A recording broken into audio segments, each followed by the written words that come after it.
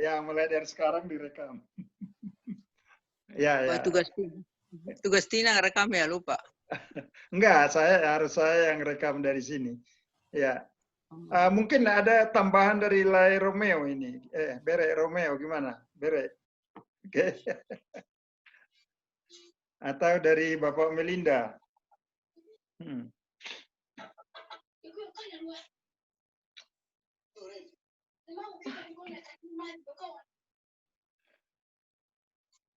Atau itu Duma mau berbagi sesuatu? Ya, boleh.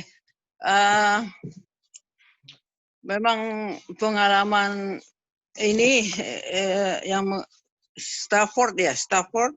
Ya, Ya, Horatius Spafford. Horatius Spafford.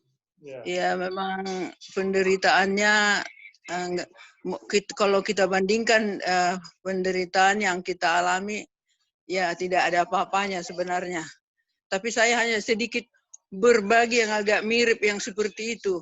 Dulu beberapa tahun lagi, waktu saya tugas di Kalimantan Timur, saya harus mendatangi pulau kecil. Ya, ini saya mau menggambarkan bagaimana perasaan di laut itu.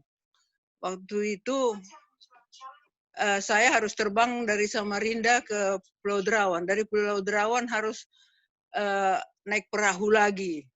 Nah, waktu itu karena kita terlambat dari tingkat 1 datang ke Pulau Derawannya dari Samarindanya, jadi kita ditinggalkan oleh tim. Karena saya waktu itu mewakili bos saya untuk menghadiri pesta laut. Dan akhirnya karena kami udah ditinggalkan, dari Pulau Derawannya harus menempuh lagi naik speedboat kan, kira-kira 1,5 jam, 2 jam. Jadi waktu itu ya kami tiba di situ sudah nggak ada, tim yang tinggal di situ mengatakan udah nggak ada, kapal sudah berangkat. Tapi bagaimana, karena ini saya harus membacakan pidato untuk masyarakat di sana, karena pimpinan saya nggak datang, kami akhirnya dicarikanlah speedboat. Yang penting kita nggak ngerti kondisinya. Jadi dari kota kecil ini kita harus menelusuri sungai sepanjang 5 km baru ke laut lepas di Atlantic Ocean. Jadi kalau pas kita lepas dari sungai udah di lautan, di pinggir masih mau masuk ke lautan, itu pulau itu hanya kecil kelihatan dari situ. Nggak taunya mencapai ke pulau itu sangat jauh ya. Dan akhirnya di tengah jalan kita rupanya speedboat yang kita ini hanya 250 PK. Dan mesinisnya juga bukan mesinisnya biasa, asal dikasih aja, yang penting lo pergi gitu. Akhirnya di tengah jalan itu gelombang datang, putus ininya, rantainya, nah nggak bisa jalan lagi kita. Itu udah jam 4 sore itu. Ya, angin semakin kuat datang, karena biasanya speedboat itu kalau udah nggak jalan itu depannya nyungsap. Dan gelombang semakin masuk. Dan kita udah nangis semua. Saya hanya berempat dengan orang kantor, 3 staf, dan saya sendiri, dan mesinis. Saya bilang, tolong businya mungkin diganti, karena ombak sangat besar. Dan akhirnya busi nggak ada, untuk buka busi juga nggak ada. Ini bukan saya biasa mesinisnya ini, saya hanya tadi ditodong aja untuk membawa ini. Nah, semakin sore semakin kuat ombak, semakin air masuk semuanya. Kita udah nangis-nangis semua, dan nggak pernah ini saya ceritakan karena nggak bisa saya ceritakan saking ngerinya, karena mencekam, karena sore sudah datang, seperti matahari udah terbenam, akhirnya hujan turun. Yang lain, karena hanya saya sendiri yang percaya Yesus pada saat itu. Yang teman saya yang bertiga berdoa Allahu Akbar, dan saya udah berdoa, udah pasrah, Tuhan apapun yang terjadi, udah sangat mencekam. Dan pada saat itu saya ikatkan, udah bersedia karena saya pikir udah bersedia, saya menunduk karena hujan datang dan saya menunduk, udah siap saya, Tuhan bawalah saya ke surga. Dan waktu itu tas saya ikatkan, andai kata nanti ini tenggelam supaya ditemukan. Dan saya menunduk dan sambil hujan menetes-netes di punggung saya, dan saya udah berserah kepada Tuhan, dan saya dapat ketenangan. Dan pada saat itu saya ingat datang ayat yang Tuhan Yesus berjalan di atas air. Oh, dia di atas air ini juga Tuhan Yesus ada. Dan saya udah tenang, tapi Tuhan kalau kau membawa aku ke surga, silakan. Dan saya sudah menunduk dan siap, bersedia, dan saya ada mendapat ketenangan. Teman saya sudah pada ribut semuanya, yang mereka berempat, dan saya sudah siap, dan tapi masih terpikir, aduh bagaimana nanti mama saya mendengar berita saya ini, hanya itu aja. Masih siap saya berdoa, Tuhan andai kata kau bawa, tolong keluarga mendengar berita ini supaya mereka tidak terlalu, ya, tenangkan mereka gitu. Dan akhirnya saya menunduk dan hujan juga supaya datang, tiba-tiba hujannya udah nggak ada lagi terasa di punggung karena saya sudah menunduk. Dan mendapatkan ketenangan dari Tuhan pada saat itu, saya ingat Tuhan Yesus yang berjalan di atas air. Dan setelah saya tidak menunduk lagi melihat, cuaca sudah tenang dan gelap. Pada saat itu kita udah tiba-tiba dekat pulau itu sudah mendekat. Padahal waktu kita masih pertama kerusakan speedboat itu, pulaunya masih kecil kelihatan. Nah, setelah saya sudah selesai menunduk, hujan datang, saya lihat sekeliling, pulau itu sudah kelihatan. Dan di pinggir pulau itu ada yang lagi siksak-siksak speedboat. Berdiri di atas yang speedboat yang penuh air ini, manggil tolong, tolong. Sambil mengibas-ngibaskan, ada scarf saya, ada yang ngibaskan tasnya, serentak kita berlima bilang tolong, tolong. Akhirnya dia mendengar. Dan sejak kita lihat datang menuju kita speedboat itu, dan akhirnya saya memuji Tuhan, Tuhan dia masih sangat baik. Nah, itulah yang sangat mengerikan, yang belum pernah saya ceritakan, sangat mengerikan. Ya, mungkin waktu itu di Mampang yang pernah ceritakan ini sekali, tapi saya nggak bisa menceritakan karena selanjutkan, karena bagaimana mencekamnya dunia itu. Sangat mencekam. Hanya memang karena pertolongan Tuhan Yesus pada saat itu saya sudah pasrah. Tapi masih sampai saat ini, ya puji Tuhan, kita masih mengalami up and down, penderitaan, dan kesusahan, dan kesenangan. Ada penderitaan, ada kesenangan. Ya sama, kalau saya lihat peristiwanya Bapak staf Ratio ini, dia seperti Job ya, seperti Job. Sangat ini, semuanya hilang, tapi masih ada ketenangan. Dan saya pikir, dan saat ini juga banyak seperti di sini, banyak pengalaman mencekam.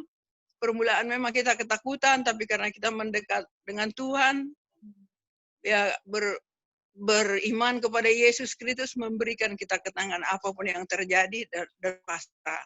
Karena kita sudah memiliki Tuhan Yesus di dalam hati kita. Memang dunia ini seperti Yesus mengatakan di Yohanes 16 di ayat berapa itu, di dunia kamu menderita, tapi take heart. What is the take heart? Kuatkan hatimu. I have overcome the world. Saya telah memenangkan dunia ini.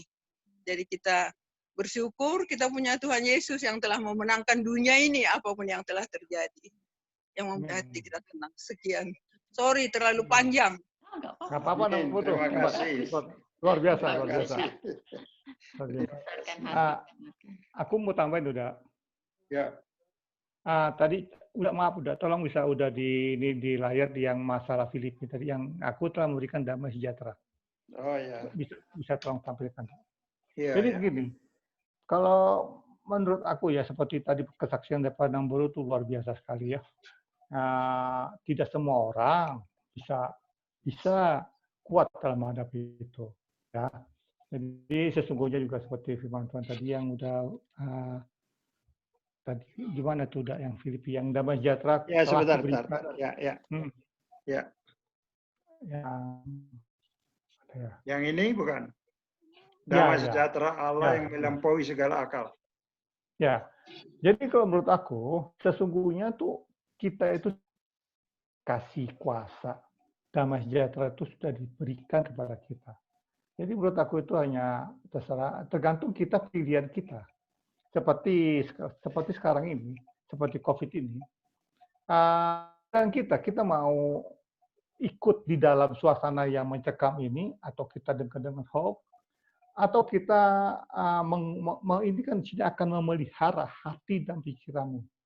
Bicara memelihara itu juga perlu proses ya. Nggak ada tumbuhan tuh yang langsung ditanam tuh langsung berbuah, nggak ada. Jadi tapi dari kitanya pun kita harus bertumbuh terus. Jadi kita satu, kalau menurut aku sih ya, kita ini sebetulnya Tuhan sudah memberikan damai sejahtera kepada kita semua. Karena waktu penciptaan bumi, manusia diciptakan juga diberkati. Kita semuanya sudah diberkati. Nah, tergantung pilihan kita mau memakai atau tidak otoritas yang Tuhan sudah kasih. Kadang-kadang seringkali kita itu masalahnya itu lebih besar sehingga kita takut besar sekali masalah itu di depan mata kita. Kedua, sudah diberikan kepada kita, ini bicara memelihara itu, kita juga harus bertumbuh. Bertumbuh itu adalah dari bawah ke atas. Gitu loh, nggak ada dari atas ke bawah. Jadi kita pun harus selalu bertumbuh dalam hidup kita, lebih mengenal tuh siapa Tuhan kita, dan kita tahu, oh iya ya, kenapa saya mesti takut? Dan itu tidak mudah memang. Aku juga kesaksian ya, sedikit ya. Jadi waktu itu aku mengalami, simpel aja, waktu itu aku mengalami penyempitan jantung 7, masing-masing 95%. Ya. Jadi pada saat itu, aku benar-benar pasrah, berserah. Seperti tadi yang baru tadi, berserah. Udah pada saat itu nggak ada jaminan lagi. Ya. Seperti sekarang juga COVID sebetulnya juga disinilah kita membuktikan bahwa kita itu percaya apa enggak sama Tuhan. Kenapa? Pada saat COVID ini pun kita mau kemana lagi? Nggak ada jaminan. Kalaupun kita pun banyak uang, nggak ada garansi gitu untuk kita selamat dari COVID ini. Itu loh. Itu jadi kalau dari aku simpelnya adalah sebetulnya itu semua sudah diberikan kepada kita, Tuhan kepada kita hanya tinggal memilih pilihan tangan kita dan kita pun harus bertumbuh. Itu aja udah dari aku. Oh ya udah itu mic-nya Lai Romeo dibuka ada tadi jadi nggak bisa bicara tadi Lai. Oh ya. Ya silakan Lai. Lai Romeo dibuka mic-nya. Oke, sebentar.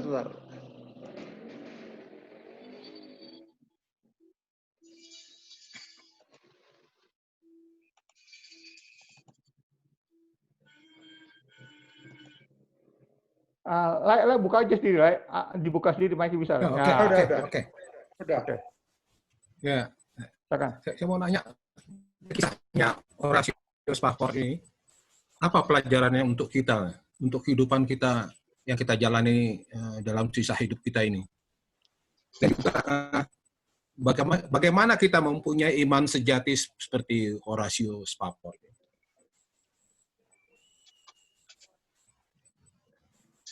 Ya, itu pertanyaan yang baik. Dengar tulang?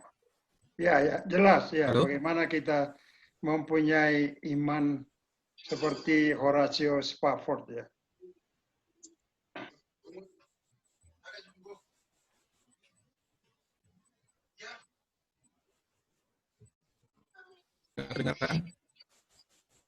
Udah, silakan jawab, Dak.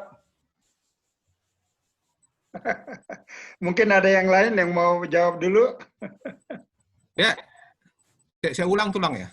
Ya, coba. Nah, dari kisah Horatio Spafford ini, apa yang kita dapat untuk kehidupan kita dalam sisa kehidupan kita ini.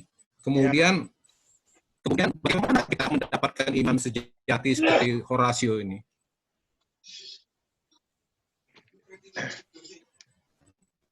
Ya, kalau belum ada yang menanggapi, jadi mungkin saya teruskan dulu ya, sedikit ya. Ya.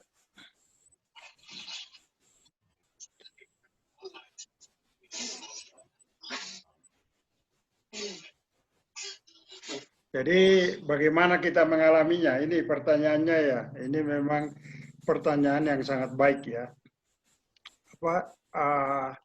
Satu ayat yang muncul dalam pikiran saya ini Yohanes 5 ayat 39.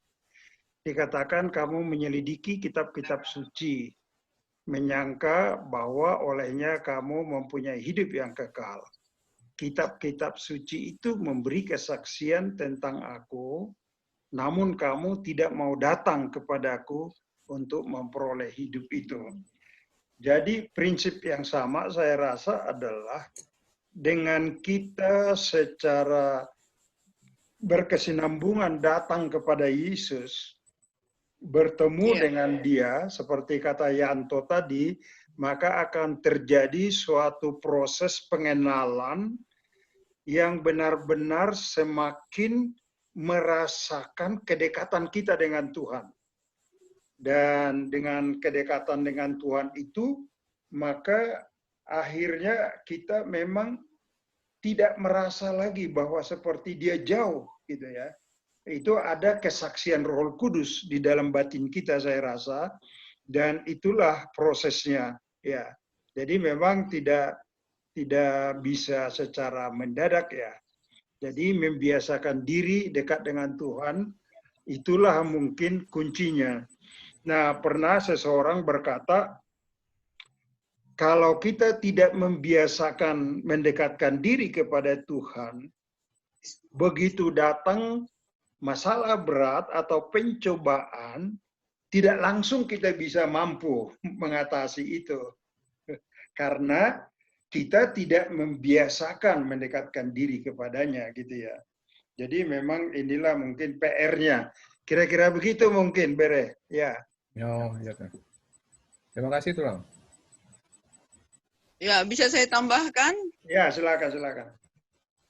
Ya, mungkin juga itu memang ya kayaknya seperti bagaimana relationship kita kepada Tuhan ya, tentang hubungan. Ya, kalau kita bagaimana supaya dekat dan merasakan selalu kehadirannya. Kita memang udah berusaha setiap hari membaca firman-Nya. Setiap kali, tapi kadang-kadang karena begitu dunia ini, karena masih kita tinggal di dunia yang broken world ini, menyerat pikiran kita. Jadi kadang-kadang kita lupa kepada Tuhan, kan gitu. Tapi yang saya rasakan selama COVID ini juga, kayaknya pertama memang mencekam sekali ya. Kadang-kadang sampai malam-malam nangis, jauh dari keluarga, andai kata ada yang meninggal di mana-mana, di saudara nggak bisa kita lihat. Gitu. Tapi ya itulah membuat kita mencekam. Tapi kita semakin dekat dengan Tuhan, ada waktu, itulah positifnya. Banyak hal-hal yang positif kita ambil selama COVID ini. Jadi kayaknya ada dikit-dikit ya udah. Jadi hubungan kita ke Tuhan itu sangat dekat sekali. Hanya ke Dia kita minta tolong. Tuhan, jangan aku takut. Nah, ada janjinya karena mengatakan, jangan takut, katanya kan, aku beri kedamaian. Jadi banyak janji-janji Tuhan di dalam Alkitab itu, kalau setiap kita membaca Alkitab, itu aja kita pegang. Jadi kita yang membuat hubungan kita erat dengan Tuhan. Jadi relationship mungkin ya. Jadi nggak tahulah itu membuat iman kita tumbuh kepada Dia. Jadi bersandar sepenuhnya.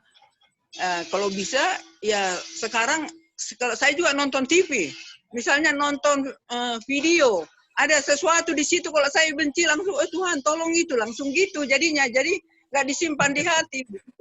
Jadi langsung ke Tuhan aja kalau kita, kalau misalnya apalagi politik kan, tolong Tuhan. Karena daripada pusing-pusing ke kepala, ya let the battle for him. Jadi nggak di kita lagi. Gitu. Ya, bagus itu. Ya, oke. Jadi intim dengan Tuhan. Ya, ya, relationship ya, good relationship ya. Jadi ya. Sama juga mungkin kalau kita juga yang bersaudara ya atau berteman, kalau nggak bagus relationship kita kan kita dicuekin kan.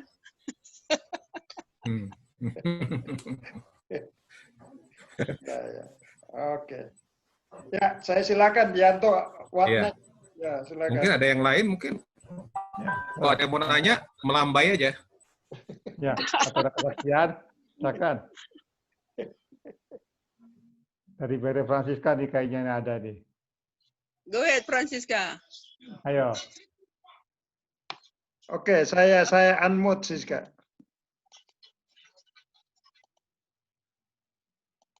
Ya, oke. Ya, hanya menambahkan soal mendekatkan diri dengan Tuhan. Ada satu ayat yang saya ingat dari Yakobus 4. Sebentar, ambil dulu. Ayat berapa ya?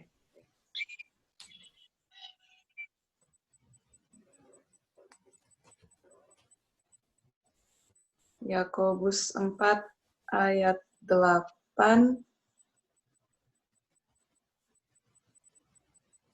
Bahasa Indonesia.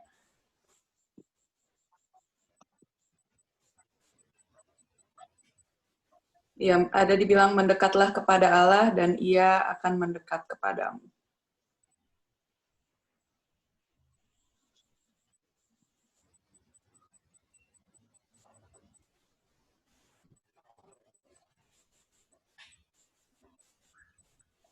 Ya, itu aja tambahannya. Yeah. Aku bantu baca ya. Aku dapat tadi Alkitabnya. Ayat 8. Nah, Yakobus 4 ayat 8 ya. Jadi mendekatlah kepada Allah dan Ia akan mendekat kepadamu. Tahirkanlah tanganmu, hai kamu orang-orang berdosa, dan sucikanlah hatimu, dan kamu yang mendua hati. Itu. Aku boleh tambahin nggak ini, Bere? Sini. Ya. Jadi aku kasih analoginya gini. Jadi seperti pohon ya, yang mendekatlah kepada. Sebetulnya posisi Tuhan itu tetap.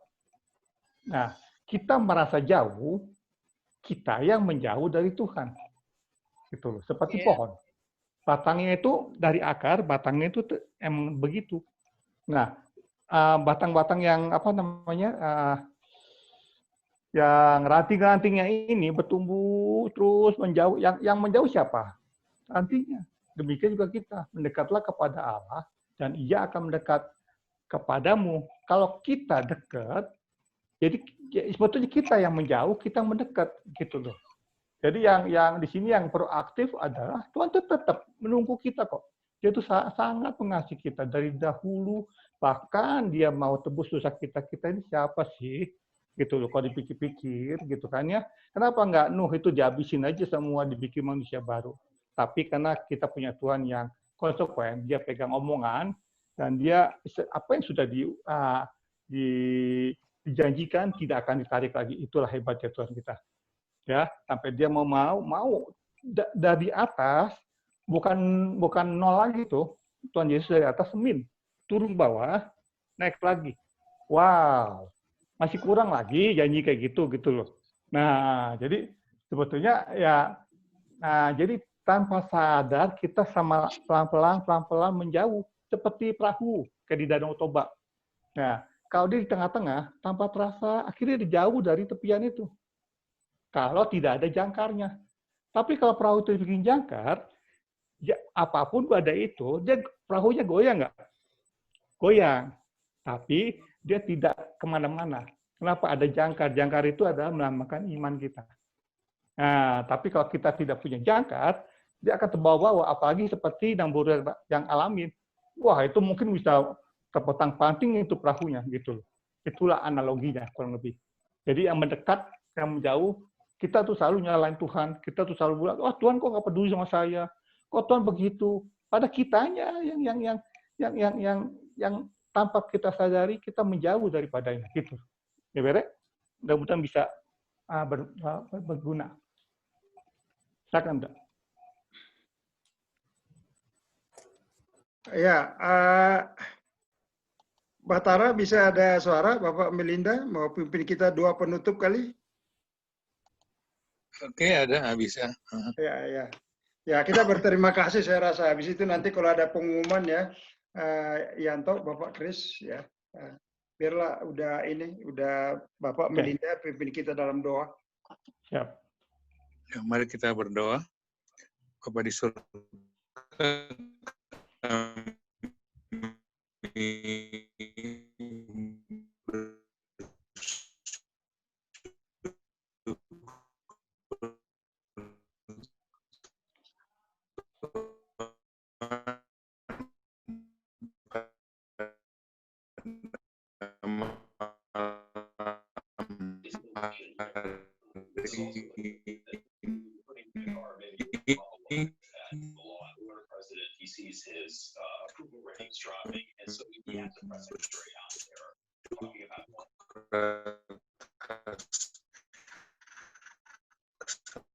kesempatan yang Tuhan berikan bagi kami. Terima kasih atas berkat Tuhan dari boleh kami percaya bahwa apapun tahuinya dalam hari ini, dalam hari ini boleh sangat dan menjadi berkat bagi kami semua. Kami serahkan kehidupan kami ke dalam tangan Tuhan, lindungi kami juga.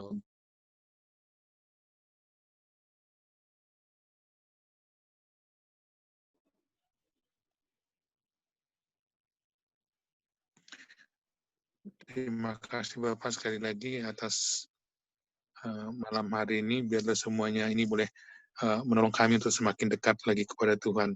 Dalam nama Tuhan Yesus kami sudah berdoa dan mengucap syukur. Amin. Amin. Jadi terima kasih semua kepada Bere, kepada Namboru, Uda sini yang sudah bergabung dalam living room ini. Kami mohon maaf kalau